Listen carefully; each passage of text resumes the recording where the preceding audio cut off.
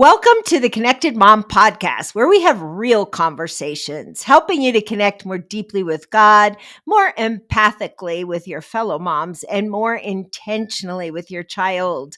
I am Becky Harling, your host, and I'm excited about today's conversation. You know, it's hard to teach our kids about the Bible. We sometimes, as parents, Christian parents, we may feel like, hey, we're doing a good job. And other times we may feel like, oh man, I haven't gotten around to that this week. And, we wonder what's the best way to teach them about the Bible. And today's guest has a new book that helps us do that. Her name is Carolyn Saunders, and she has written a new book called Kids in the Bible, a storybook Bible about God's children. And I am absolutely fascinated by this. But first, a little bit about Caroline. She is a writer, a Bible teacher, a pastor's wife, a mother of three who believes in taking Jesus seriously, but being unserious about nearly everything else. And I think that's a good philosophy for life, actually, especially if you're raising kids. So she's done a whole bunch of other stuff. She's written a lot of books. You can follow her on Instagram and TikTok and all kinds of things. But welcome, Carolyn. Thank you so much for having me. It's an honor to be here. Hey, it's fun to have you. So first of all, okay, why do we need a sense of humor when we're raising kids? Well, it would be too exhausting to do it without a sense of humor. I think at the very least, it's a survival mechanism. But I also think it's an opportunity to we need to take things less seriously. If a kid spills milk everywhere, it is easy to take that too seriously. But I think that the truth of the gospel frees us to be little more lighthearted about certain things. And so we can take things in stride and we can laugh. I think about Proverbs 31 that talks about she laughs at the days to come. It feels more natural for a mom to have anxiety about the days to come, but I like that we can kind of have a sense of humor and say, okay, come what may. God has every day of my life written in his book. He has every day of my kids' life written in his book. And I am just going to joyfully go along for the ride and trust that he is with me and will help me. I love that philosophy. That is so great because, you do need to laugh in the journey. And, there's a lot of funny things when you're raising kids, right? And so it's good to laugh. It would be a great goal, I suppose, for all of us to laugh a little bit every day. But tell us a little bit about your family. Tell us about your husband, your kids, the whole shebang. Sure. Well, I've been married to my husband Luke for I think it's 17 years. Sometimes the numbers get fuzzy, but 17 years. We are high school sweethearts. We started dating when I was 16 and he was 17. And I definitely didn't think it was going to be that serious, but here we are, very, very married. And he is a pastor. We have a church in North Mississippi that we love so much. And so that's a big part of our lives. And we have three children, a daughter who's 10, a son who's 9, and a son who is 5. So we're in that phase of like everyone is, my older two are elementary, my youngest is almost there. So we're in the season of like school stuff and trying extracurriculars, but trying to not let it dominate our lives and steal our souls. And we're doing the church thing and we're, navigating emotions that are just more grown up than the emotions that we were dealing with when they were little. So we are, asking God a lot for wisdom as we parent. And I'm so thankful to have my husband Luke as a partner. I feel like we're a really good team and that I'm just so thankful for that. And our family has a lot of fun. We I feel like we genuinely enjoy each other, and we've also got this dog who causes mayhem, and we say he's like a kind of a menace to society because he's always eating our food and going through the trash and whatnot. But that's where that sense of humor comes in, that you just laugh. Oh, good, I just cleaned the kitchen and he ripped through the trash. It's fine. Sounds about normal for three kids and a dog. And, you're very much in the thick of it, right? And like you said, you're trying to manage church activities and, probably you're in this season where kids are trying sports or music or whatever. What are your kids into at this season? My oldest does swim team, which she loves so Oh, much. our oldest did swim team. Really? Yeah, and the only thing about swim team is that the swim meets last for 4.5 hours. But They absolutely do. That is the one thing. Like every time I'm like, we're not going to make it through this one, but we always make it through. And it's been really good for her. And then both my younger two are both boys and they like everything. So they're sort of trying different things. And I think my oldest has decided he really likes soccer.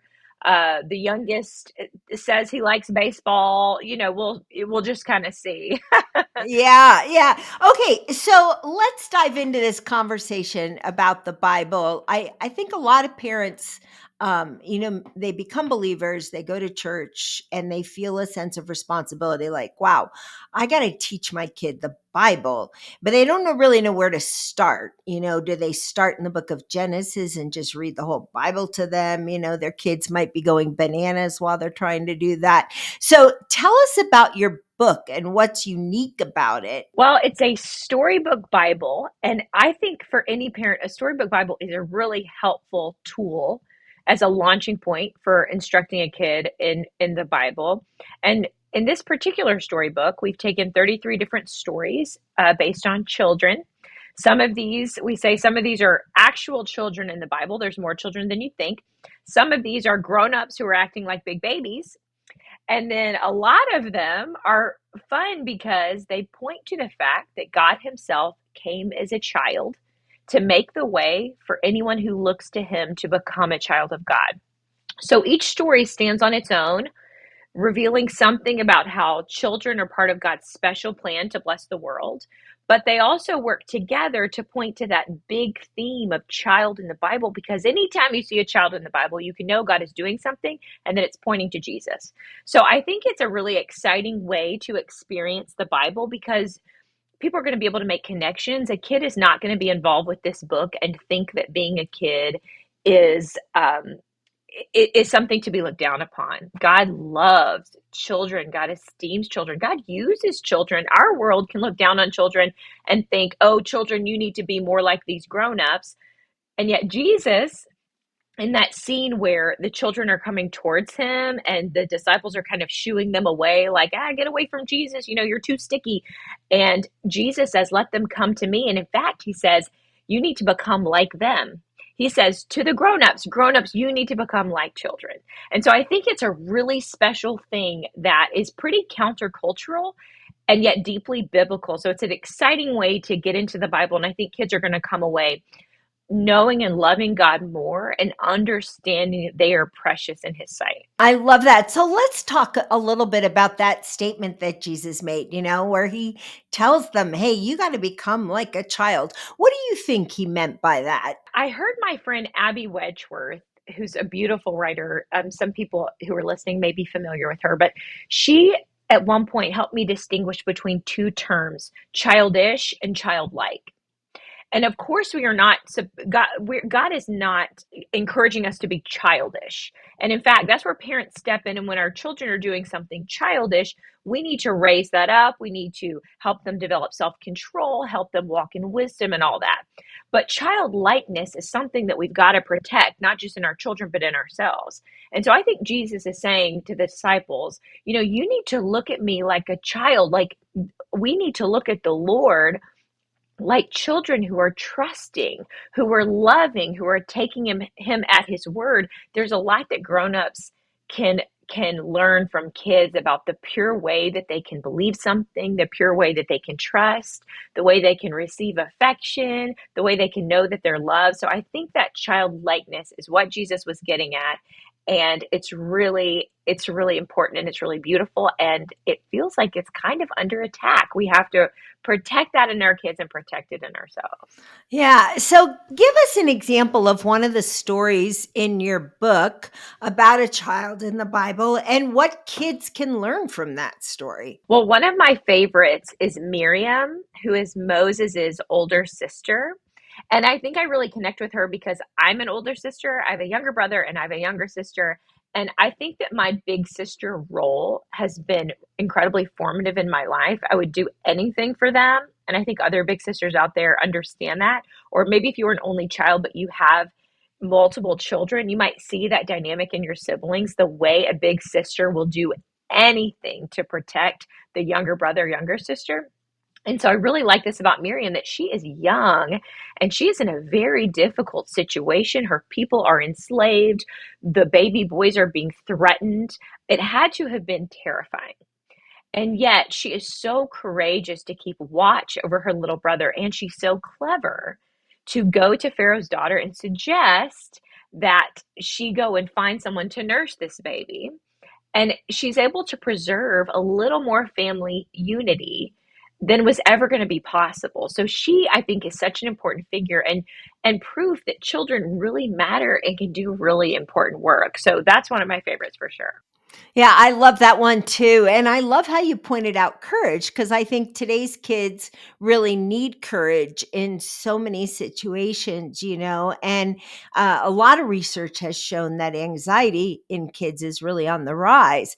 And so it's fun to kind of affirm and call out courage in our kids and say, hey, that was so brave of you. And I imagine that that's what Moses's mother did when Miriam got back. Like, wow, what a great idea. You were so brave. And so I love that. I love that story.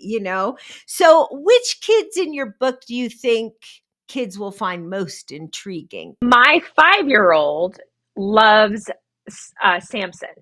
So the title of that story is is the strong guy. And he's always like, oh, let's turn to the strong guy.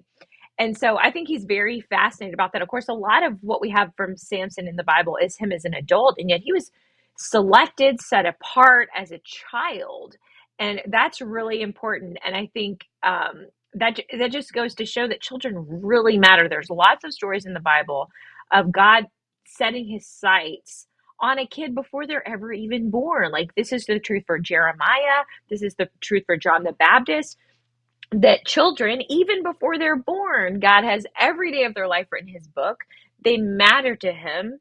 And we have all these beautiful stories of children who were set apart for something, including Samson, who seemed like he might have walked in wisdom somewhat as a kid. And yet, as he grew, we see that like childishness increasing and the childlikeness decreasing. So there's a lot for a kid to learn and to hold on to even as they grow.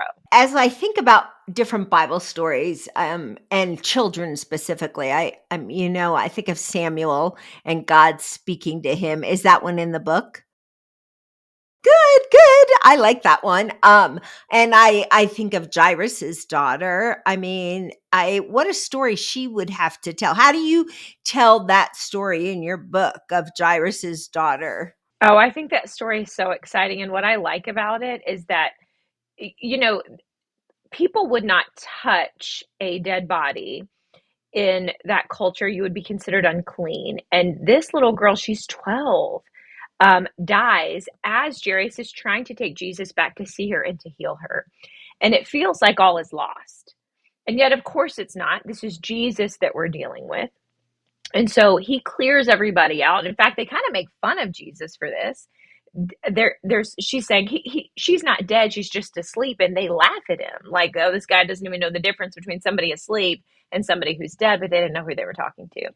And what I love so much about this story, and this is included in how I retell it in the book, is that Jesus shows such tenderness. One, he's very resilient to the mocking, but he goes in and he sits with this little girl and he takes her by the hand. And I learned this in a Tim Keller sermon, that the words that he uses in Aramaic to talk to her is very tender. He says, get up, sweetheart. That Tim Keller thinks that would be the best way to translate it. Get up, sweetheart. And of course she does, because it's Jesus who's speaking. And then I love how he's like, all right, well, get her some lunch. That's how Jesus ends it. Like, feed this little girl some lunch. So he's so tender. He's so practical. Alive little girls need lunch. Of course they do. I just find it so sweet.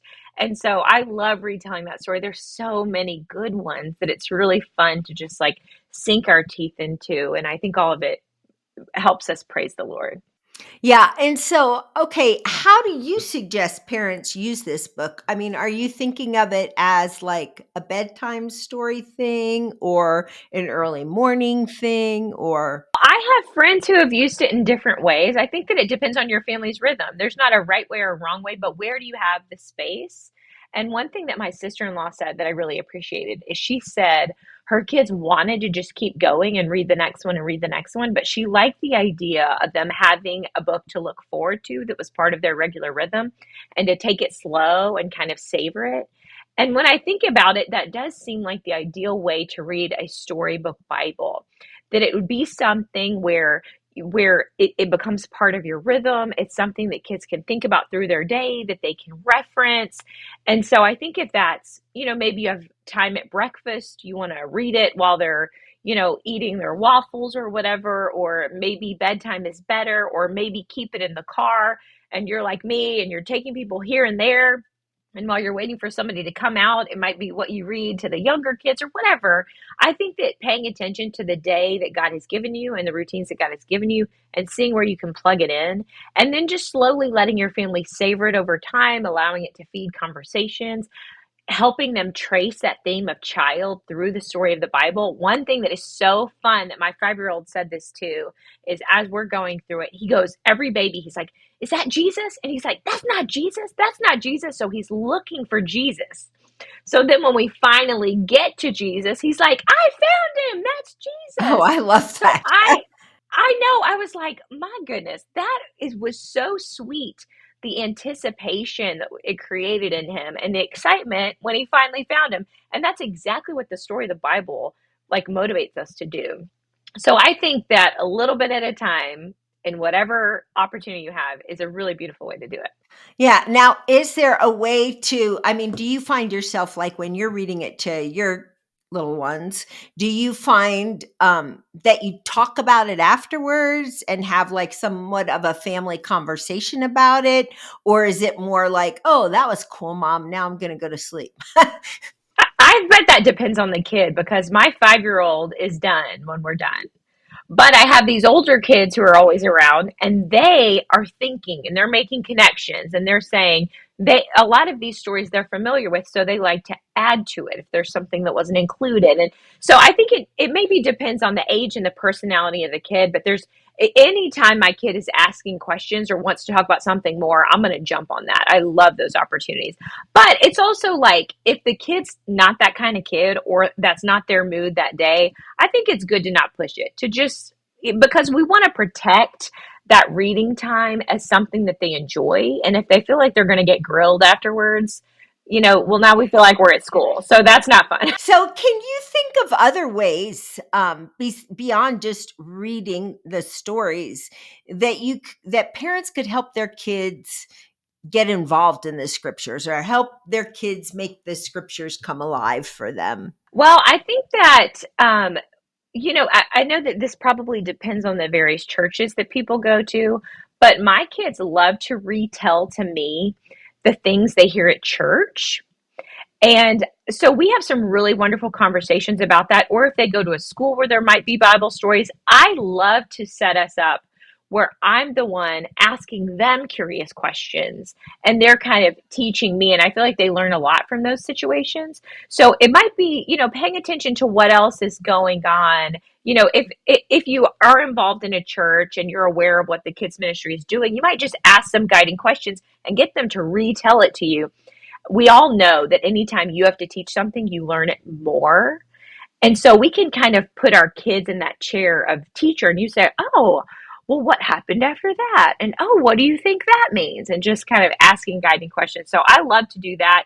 And I also think one of the best things a parent can do is to love God's word themselves because it's going to naturally overflow. And so I think that like I wrote about this recently, but I know other moms are going to relate. But I have this situation often where I'm reading my Bible and my kids are like being crazy. And I have this instinct to be like, quit, I'm reading my Bible. And it's so ironic and it's so impatient. And like, what am I doing? But over this summer, actually, I decided, I was like, you know what? Because of our current season this summer, The getting up before the kids to read the Bible, which is what I normally do, that's not quite what I'm able to do at this point. So they're going to be awake. Okay, I accept it.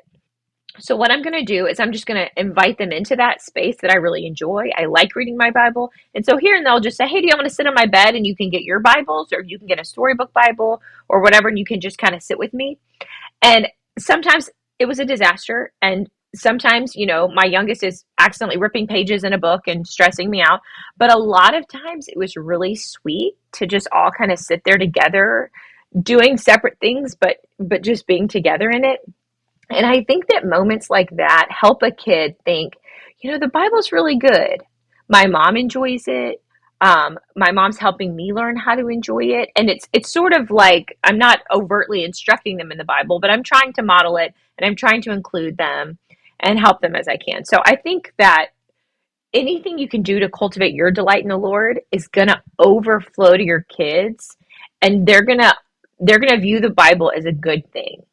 And so I think that is incredibly important to protect them, to be able to think the Bible's a good thing, rather than a lot of us felt like it was just a big rule book that was oppressive or something. That we can give our children a better legacy. Yeah, I love how relaxed you are about it, because I think when kids have a million feelers, right? So if you're tense about teaching them the Bible, they're going to pick up on your tension. I know. So my husband and I have grandchildren. We did cousins camp this summer, and one of the things we did at cousins camp is they had to act out the story that they had just learned about, and they had to find costumes, act it out. And then the older one, who was there helping us, who has a phone, filmed it, and they made a whole movie out of it. And that was a lot of fun. That was so much fun for them. They did one on blind Bartimaeus, and I mean, they took liberty with the text and did some silly things with it, but I loved it, because I thought, okay, they're never going to forget that story. And I think what I sense from you too, Carolyn, is let's make this fun. All of us probably have horror stories of times where we were in religious circles, or maybe we had really strict parents or whatever. And it was like you had to sit still, and it ended up, being an epic failure. And we want our kids to love the Word of God. We have to stay relaxed and keep it fun, don't we? I think so. And then, of course, if you fly off the handle, this is where you live out God's word and you say, you know what? There's only one person who's perfectly patient all the time, and that's God.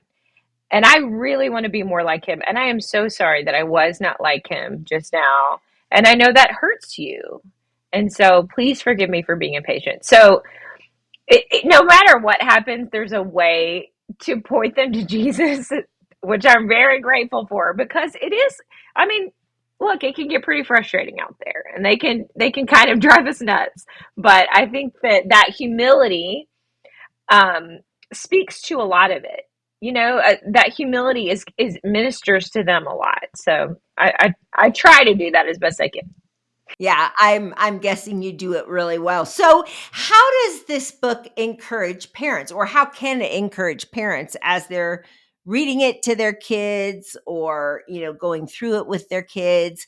Where's the encouragement for parents along the way, for the moms that are sitting there trying to read this story to their wiggly toddler? Well, I think that one of the best things is that it's this really beautiful reminder that if you know Jesus, you're a child of God. And so, as we're navigating the really heavy burden of being a grown up and being a grown up that children look to, we get to know that we are parented and that we are loved and that we are cared for and attended to, and the same the attention that we give to our kids and the interest we have in them and the things we provide for them, that is just a little hint of how God is towards us. So I think that takeaway has been so huge for me, to live my life viewing myself as a child of God rather than the grown up that has to be in charge of everything. That is too heavy of a burden for us. And it's really wonderful to be able to, in childlike faith, say, "You are God and I am not. I can't control everything. I can't do everything perfectly, but you can. and you're my father and I look to you. So I feel like that's the good news that grown-ups are longing to hear. I mean, I told my kids not that long ago, I'm like, I honestly cannot believe I'm allowed to be in charge of children. I feel like I'm 16 on the inside. Why am I allowed to make decisions for you? It's crazy to me. So we have parts of us that just feel like we still feel like nervous kids on the inside. And in a sense, we are. And God, our Father, is going to equip us and help us, and He never leads us. You know, Isaiah 40 talks about how He gently leads those who have young. So we are gently led and we are parented, and praise God. Amen to that. That is one of my favorite verses in the book of Isaiah because I love how he gently leads those. Exactly. Oh, I was saying, I feel like it's always surprising. Sometimes I assume God is going to harshly lead me to say, you're not doing it right, and you're not measuring up. And that is not who He is. And so I think it's very beautiful to remember Him as a loving Father who runs toward us, who gently leads us, because otherwise we will paint a false picture of Him in our mind. So it's a really refreshing, and for me at least, surprising reminder of His goodness. Yeah, and it reminds us as parents that we are to gently lead the young that God has given us rather than, coming on with harshness and all of that. This conversation has been delightful, Carolyn. So, where can our listeners get in touch with you? Well, my Instagram and my website are both Writer Caroline, like writer, one who writes. And so that's the easiest place to find me. And all my books and everything are linked there so they can find Kids in the Bible Storybook. And yeah, I do the same thing there that you talked about my bio, that I'm trying to take Jesus seriously, but not much else. So you'll get some serious faith fueled things, but a lot of times I'm just trying to have some fun. That's beautiful. I love it. I really think God is all for having fun. I mean, Jesus laughed and had a whole lot of fun. And I think that that's a beautiful gift to give to your kids. So, hey, would you just pray for our moms out there who maybe just feel like, wow, I haven't been having a lot of fun lately. And I realize I need to bring the fun back into my home. Would you just pray for them? I'd be glad to do that. Thank you. Dear God, you are the one who shapes every day of our lives, and you know all the women who are listening right now. You have searched them and known them, and you know what's going on in their lives, and you know what's going on in their families, and you know what they're worried about, and you alone know how these worries can become oppressive, and how they can look at the days to come with a lot of anxiety rather than laughing at the days to come, God. But I pray that you would restore the joy of their salvation, that you would give them a light heart, not based on nothing, but based on the fact that you took their sin and their shame and you bore it on the cross so that we do not have to carry that anymore. I pray that you will help them as they entrust their kids to you, that they would rest in the fact that they are your kids, and so they don't have to control everything and they can't control everything, and they don't have to be perfect and they can't be perfect, but instead they can look to their sovereign and perfect God and know that He is parenting them and that their children are in His hands. So I pray that through all of this, that joy, the joy of the Lord, would be their strength as they step into their motherhood today. And I praise you for this wonderful gift of children. And I praise you even more for the fact that you came as a child to make the way for all of us who look to you to become your children. We love it so much. Help us to be delighted children who are very convinced we have a loving Father. Amen. Amen. Hey, friends, thanks for joining us today. And I hope today that you've been inspired to maybe make your day a little more fun for your kids, bring the Word of God alive, look up Carolyn and her books, and buy this storybook for your kids. And I hope you'll join us again next week, where we'll have another conversation that will hopefully help you to connect with God, your fellow moms, and your child. And if you like this episode today, would you share it with a friend? And hey, why not subscribe to the Connected Mom podcast? That way you never have to miss another episode.